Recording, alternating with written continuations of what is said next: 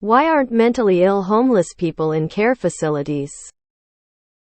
I was visiting my sister in Los Angeles 2 weeks ago. I noticed there is a huge homeless population in the city. Most of these people were not mentally well. I could tell they weren't fully present. Why doesn't our country American put these people into care facilities? Similar to what elderly people have. Somewhere with 24-hour care like a nursing home? In 1980, Jimmy Carter signed the Mental Health Systems Act, which would have funded and supported community mental health centers and provided associated care. But then in 1981, Ronald Reagan immediately acted to repeal the MHSA, and there hasn't really been much funding at all for mental health support since then. The top comments are all true. I would just add that people who are mentally ill do not typically want to stay long-term at care facilities, shelters. You cannot imprison someone in a facility just because they have a mental health issue. So a lot of these people end up back on the streets. Any drug dependency makes this even more complicated. More resources could help solve this tricky problem. But right now shelters and care facilities are overwhelmed, underfunded, and understaffed in general all over the country. There is also a large amount of paranoia in many mental illnesses that inhibits trust in systems that are set up to help. But by and large it is a lack of resources to help them. Ultimately, you can't imprison people without a good reason. There was a lot of abuse when people were forced into mental health facilities, eventually leading to laws and court decisions that made it much harder to involuntarily commit someone. What care facilities? Institutions were closed in the early 80s. It's not an option. Forced hospitalization is only available to those in imminent danger of harm to self or others.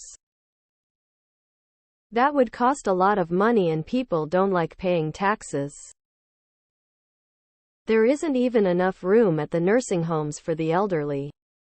The older population increased by 50.9 million, from 4.9 million or 4.7% of the total U.S. population in 1920 to 55.8 million, 16.8% in 2020. This represents a growth rate of about 1,000. Almost 5 times that of the total population, about 200. The number of Americans ages 65 and older is projected to nearly double from 52 million in 2018 to 95 million by 2060. And the 65 and older age group's share of the total population will rise from 16% to 23%. What care facilities? I think also part of it was that we would put a lot of people into insane asylums that were in terrible conditions. So our previous asylums were poorly run. Then Carter tried to fund community health centers. And Reagan Congress removed that funding. Who will pay for the bills? Government don't even pick up the tab of medical bills if you are out of work and lost your health insurance. Because it's extremely expensive and people don't want to pay for it. People used to be housed in mental institutions against their will. Sometimes perfectly sane people. It wasn't too difficult to get someone committed.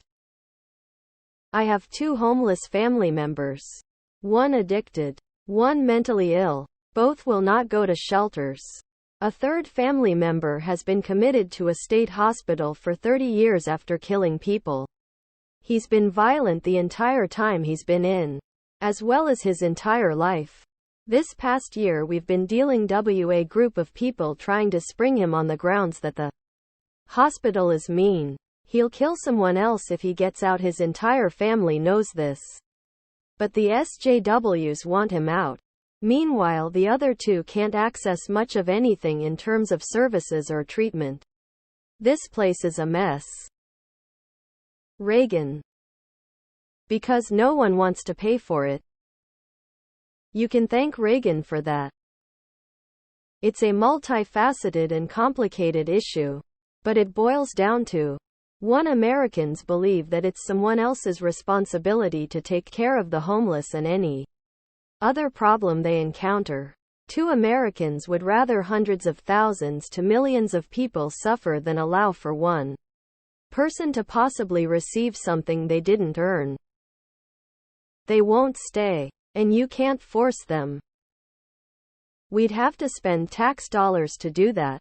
And a lot of people, especially conservatives, don't believe the government should be helping people that much. Because it has been tried and you only get crowded mental facilities with horrible conditions. Mental illness shouldn't mean life imprisonment. But people don't want to pay for them to get help, just to keep them out of sight. Because in America, even the worst mentally ill have rights. Can't lock them up without their permission. You'd have to get a conservatorship from a judge. Then you'd have to find a place that would take them. Reagan made it a lot harder to institutionalize people. What facilities there are overcrowded, underfunded, and understaffed. Instead, we wait for them to commit a crime. Then put them in jail. Then the prisons act as mental health faculties. Without the treatment, no funding, and nobody with specialized training to work in them. Not to mention homelessness is a symptom of failures of capitalism, but no politician seems to be ready for the conversation. 1972 Willowbrook State School. Geraldo Rivera reported on the atrocities going on there. Government decided it would be easier and cheaper to close all state facilities than actually take care of the mentally ill. This question is how I know OP was not an adult in the 1980s.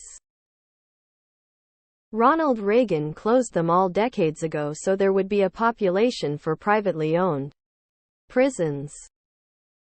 Because America would rather profit off of them in jail than use tax dollars to eliminate a public nuisance. It's not profitable. Because capitalism doesn't care about people, it only cares about profit. How much do you donate a year to make this happen? America hates both the poor and mentally ill. Short version: Reagan slashed public mental health funding in the 1980s and dumped a majority of them in the streets. Since then the GOP has refused to do a damn thing about it. They don't want to be in care facilities. You can't force a homeless to go to one. They actually prefer being out in the street, as shocking as that may sound.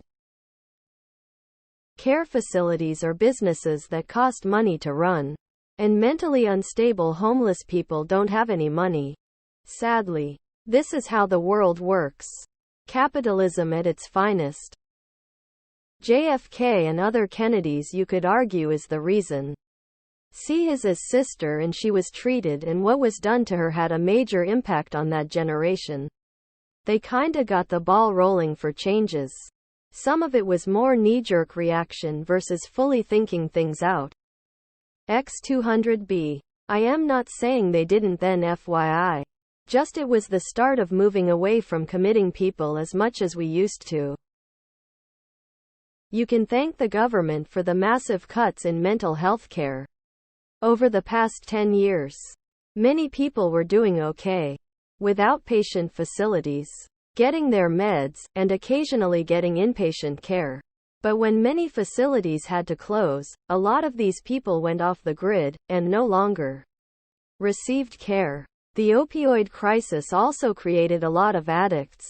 Many not through a fault of their own, but from greedy pill-pushing doctors. The best explanation of that entire crisis is on American greed. Short answer: litigation. You can't hold someone for mental health that doesn't want to be held unless they are an actual threat. Everyone wants to blame this or that administration. But it was lawyers and lawsuits. Even if they are mentally ill, they still have capacity to make decisions. Even if the decisions aren't in their best interest legally. In the US, unless they consent to it, you can't force treatment and you can't force confinement. Short answer: Ronald Reagan. because the USA prefers to fund wars.